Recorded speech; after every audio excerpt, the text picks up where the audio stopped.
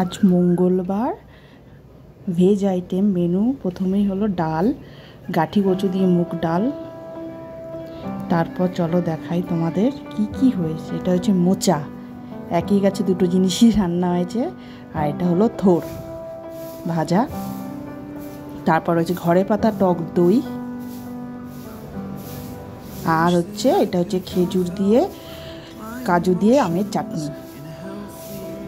আর এটা আর একটা জিনিস হয়েছে কি বলো তো, এটা হচ্ছে ফ্রেঞ্চ ফ্রাই। আমি আমার মেয়েকে বানিয়ে দিই একদম ঘরোয়া পদ্ধতিতে, ব্ল্যাক পেপার আর সল্ট দিয়ে জাস্ট একটু ভেজে দিই, একটু সিদ্ধ করে ভেজে দিই। এটাই আমার মেয়ে খেয়ে শান্তি পায়।